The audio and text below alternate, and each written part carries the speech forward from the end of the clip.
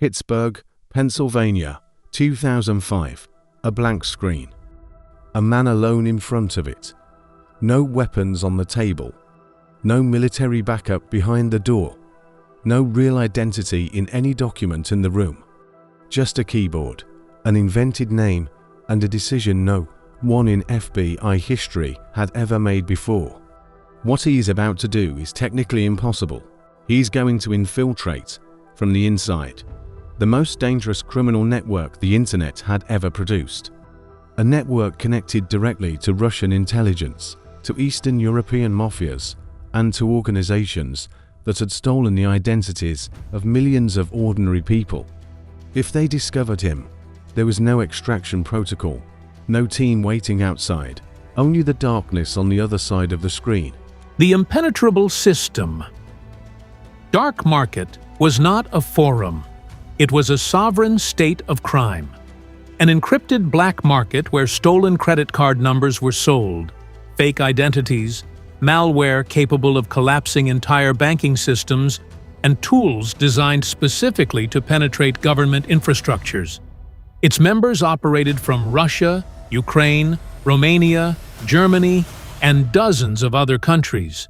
Several had direct ties to Kremlin intelligence units. Getting in was not a matter of finding the right address. You needed an invitation from someone already inside. You needed a verifiable criminal reputation. You needed to have committed real crimes, documented, confirmed by the forum's own administrators through methods no FBI manual described. Informants received no warnings. They simply ceased to exist.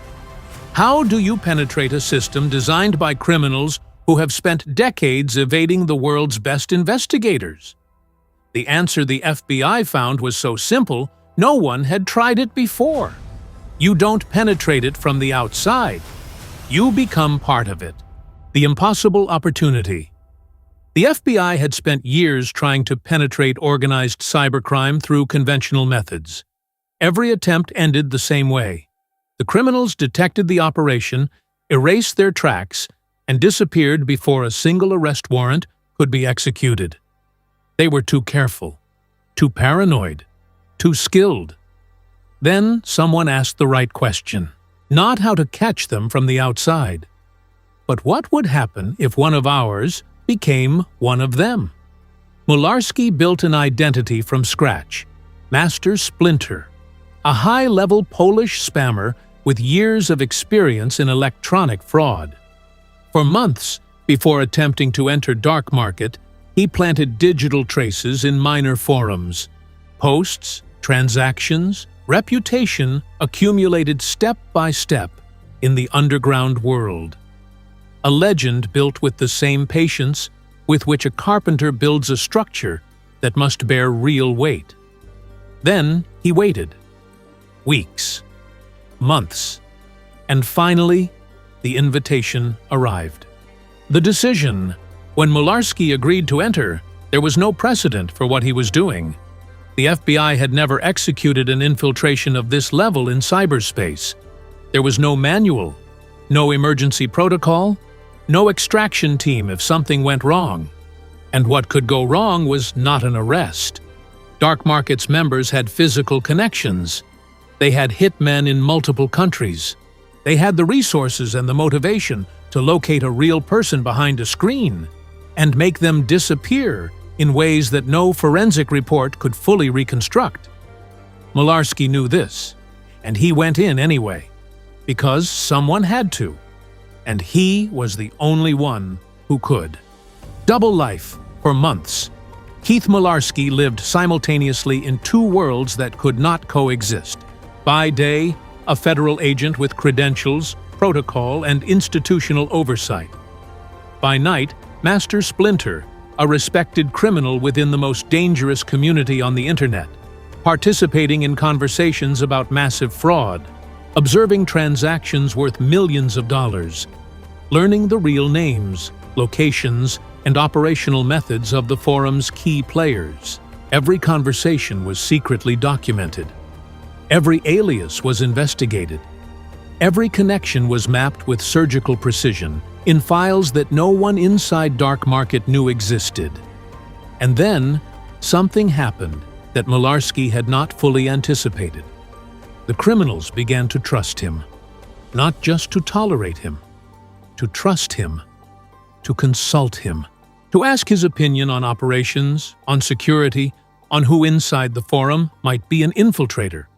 The irony was so thick, it cut the air. Escalation. Over time, Master Splinter rose through the ranks, first a member, then a respected figure. Finally, one of the forum's administrators. Mularski now had access to everything: internal files, complete user records, private communications between the leaders of the largest criminal operations in the digital world. The complete architecture of the network laid out before him, the real names behind every alias, the bank accounts, the money laundering methods, the chains of command. Simultaneously, in the shadows of the operation, the FBI began coordinating with Europol, Scotland Yard, police forces in Germany, Turkey, Ukraine, and half a dozen other countries. What had begun as an individual infiltration had become the most ambitious anti-cybercrime operation in Western history. All sustained by a man in Pittsburgh eating cereal every morning. Pressure. But the danger never slept. Inside DarkMarket operated individuals who had spent decades surviving the pursuit of the world's best agencies. They were paranoid by training. They monitored unusual behavior, response patterns, any microscopic inconsistency in a member's story. There were nights of absolute silence in front of the screen, moments where a response delayed half a minute too long, a phrase that did not sound like Master Splinter's previous ones, a technical detail that did not match the Polish legend built months earlier, could have exposed everything in a matter of seconds. How many times was Mularski one mistake away from being discovered? Those who worked with him on the operation say it was too many times to count. He never spoke about that in detail. Some silences are more eloquent than any confession. The fall of the system, October 2008. The FBI activated the shutdown. It was not a raid. It was a coordinated detonation executed simultaneously in multiple countries, synchronized to the second, designed to capture every target before they could send a single warning message to another. The signal came, and Keith Mularski did something no one inside DarkMarket could have imagined. He stepped out of character. Master Splinter ceased to exist the instant the doors began to fall, in Germany, Turkey, the United States, and Ukraine. In his place remained what had always been sitting in front of that screen: a federal agent from Pittsburgh with 3 years of accumulated evidence, the real names of hundreds of criminals, and the complete map of the most sophisticated organized cybercrime network in Internet history. Consequences: 56 people arrested in 1 week, in 7 countries, simultaneously. Among them, some of the most wanted hackers on the planet, operators of fraud networks that had caused estimated losses of more than $70 million to ordinary citizens who never fully understood how their money had disappeared. DarkMarket collapsed. It did not recover. It never existed again in any form. Legacy. What Mularski demonstrated changed forever the doctrine of the FBI and Western intelligence agencies in the face of organized cybercrime. He proved that digital infiltration was possible, that even the most paranoid systems had human vulnerabilities. That patience could go where brute force would never reach. But there is something deeper that official reports do not capture. Mularski spent 3 years living inside the darkness to protect people who would never know his name. Anonymous citizens whose bank accounts, whose identities, whose financial security were preserved by a man sitting in silence in front of a screen in a Midwestern American city.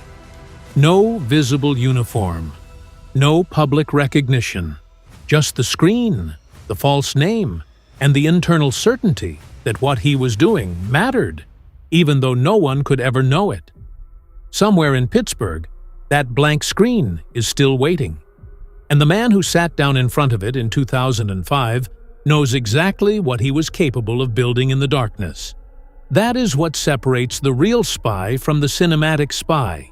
The real one never appears in the credits. Based on Operation DarkMarket, FBI, Europol, 2005-2008.